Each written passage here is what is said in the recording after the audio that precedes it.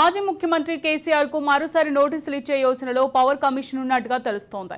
ఇప్పటికే 2 సార్లు నోటీసు ఇచ్చిన కమిషన్ ఈసారి ప్రత్యక్షంగా హాజరు కావాలని కండిషన్ పెట్టనున్నట్టు తెలుస్తోంది. కమిషన్ మొదటిసారి ఇచ్చిన నోటీసులకు జూన్ 15వ తేదీన లేఖ ద్వారా కేసీఆర్ వివరణ ఇచ్చారు.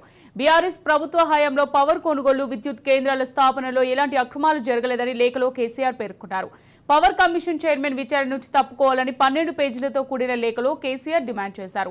జూన్ 19న రెండోసారి ఇచ్చిన నోటీసులపై కోర్టును ఆశ్రయించగా కేసీఆర్ పిటిషన్ను హైకోర్టు కొట్టేసింది. ఇక ఇదే అంశానికి సంబంధించి మరింత సమాచారం మా పొలిటికల్ ఎడిటర్ అరవింద్ అందిస్తారు. అరవింద్,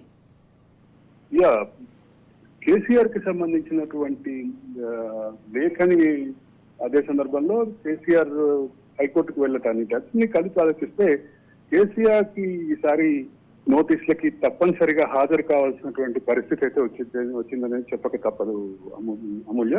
ఇక్కడ ముఖ్యంగా చెప్పాలంటే కేసీఆర్ కి మొదట నోటీసులు ఇచ్చినప్పుడు ఆ నోటీసులని వ్యతిరేకిస్తూ ఆయన పవర్ పర్చేజింగ్ అగ్రిమెంట్ల మీద అలాగే థర్మల్ ప్రాజెక్టు మీద వేసినటువంటి జ్యుడిషియల్ కమిషన్ కి ఆ కమిషన్ చట్టబద్ధ కమిషన్ యొక్క ఇంటిగ్రిటీని ప్రశ్నిస్తూ అదే కమిషన్ యొక్క చట్టబద్ధతను కూడా ప్రశ్నించినటువంటి పరిస్థితి ఉంది.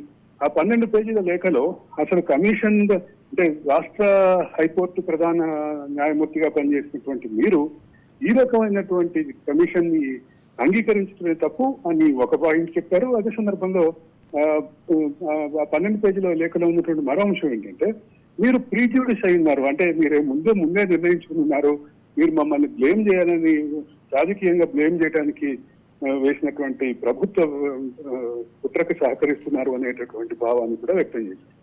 అది వ్యక్తం చేయడంతో పాటు ఆ తర్వాత అదే ఆ పార్టీకి చెందిన జగదీశ్వర్ రెడ్డి అంటే గతంలో ఈ పవర్ పర్చేజింగ్ అగ్రిమెంట్లు, థర్మల్ ప్రాజెక్టులకు సంబంధించినటువంటి జాప్యం వీటన్నిటి ఆయన మంత్రిత్వ శాఖలోనే జరిగినటువంటి నేపథ్యంలో ఆయనకు సంబంధించినటువంటి లేఖ కూడా 8 పేజీల లేఖ వచ్చింది. అయితే వీటిపైన జ్యుడిషియల్ కమిషన్ చాలా క్లియర్ గా స్పందించి కేసీఆర్ కి మరో లేఖ రాసిన సందర్భంలో మీరు వస్తే మీ పైన ఆరోపణలు చేసినటువంటి వాళ్ళని మా సమక్షంలోనే క్రాస్ ఎగ్జామిన్ చేయడానికి కూడా అవకాశం ఇస్తాము అని చెప్పి జ్యుడిషియల్ కమిషన్ తన హుందాతనాన్ని ప్రకటించింది. కానీ కేసీఆర్ దాన్ని పట్టించుకోకుండా ఈ కమిషన్ యొక్క చట్టబద్ధతని, ఈ కమిషన్ అసలు అంటే ఈ కమిషన్ యొక్క ఎగ్జిస్టెన్స్ ని ప్రశ్నిస్తూ హైకోర్టుకి వెళ్లారు. హైకోర్టు ఈ విషయంపై సమగ్రంగా విచారణ జరిపించి కేసీఆర్ వాదనని కొట్టేసింది, కేసీఆర్ పిటిషన్ తోసిపుచ్చింది. ఈ నేపథ్యంలో కేసీఆర్ కి సంబంధించినటువంటి వైఖరి వీటన్నిటిని కనుక పరిగణలోకి తీసుకుంటే జ్యుడిషియల్ కమిషన్ యొక్క చట్టబద్ధతను ప్రశ్నిస్తూ అదే సందర్భంలో జ్యుడిషియల్ కమిషన్ యొక్క విచారణ తీరుని కూడా ప్రశ్నిస్తున్నటువంటి సందర్భం ఉంది.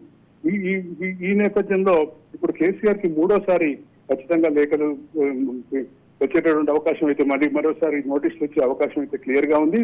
ఈసారి నోటీసులు వస్తే కేసీఆర్ రాకపోతే మాత్రం అంటే మరో రూపంగా సమన్స్ రూపంలో ఇచ్చేటటువంటి అవకాశం కూడా జ్యుడిషియల్ కమిషన్ ప్రశ్నించేటటువంటి అవకాశం అయితే క్లియర్ గా ఉంది అమూల్య. ఓకే అరవింద్, ఇప్పుడు చూసినట్టయితే ఇదివరకు 2 సార్లు నోటీసులు ఇచ్చినప్పుడు ఒకసారి లేఖ ద్వారా సమాధానం ఇచ్చారు, రెండోసారి కోర్టును ఆశ్రయించాక కేసీఆర్ పిటిషన్ కు హైకోర్టు కొట్టివేసింది ఇంతకుముందు మీరు చెప్పినట్టుగానే.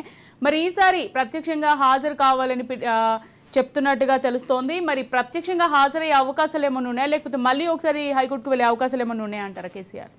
మళ్ళీ ఒకసారి హైకోర్టుకు వెళ్లే అవకాశాలు అయితే ఇప్పుడు ప్రస్తుతం ఉన్నటువంటి పరిస్థితిలో లేవని చెప్పాలి. ఎందుకంటే ఒకే అంశం పైన ఒక క్లారిటీ తోటి, అది పైగా జ్యుడిషియల్ కమిషన్ యొక్క లీడ్ చేసినటువంటి ఏకసభ్య కమిషన్ ని లీడ్ చేసినటువంటి జస్టిస్ ఎల్ నరసింహారెడ్డి యొక్క ఇంటిగ్రిటీనే కేసీఆర్ అండ్ టీము ప్రశ్నిస్తున్నటువంటి నేపథ్యంలో హైకోర్టు ఆ విషయంలో జోక్యం చేసుకోమని చెప్పి చాలా క్లియర్ గా చెప్పింది.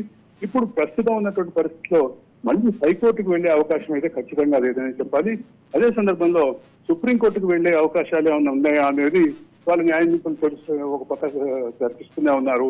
మరోపక్క అసలు దీనికి ప్రధానమైన అంశం ఏంటంటే అంటే కమిషనర్ ఆఫ్ ఎంక్వైరీస్ యాక్ట్ కింద వచ్చినటువంటి ఈ జ్యుడిషియల్ కమిషన్ యొక్క నోటీసులకి నిజంగానే ఏ మేరకు చట్టబద్ధత ఉంటుంది, ఏ మేరకు అంటే మ్యాండేట్ తప్పకుండా రావాల్సినటువంటి పరిస్థితి ఉంటుంది అనేటటువంటి చర్చ మాత్రం విస్తృతంగా జరుగుతుందనే చెప్పాలి అమూల్య.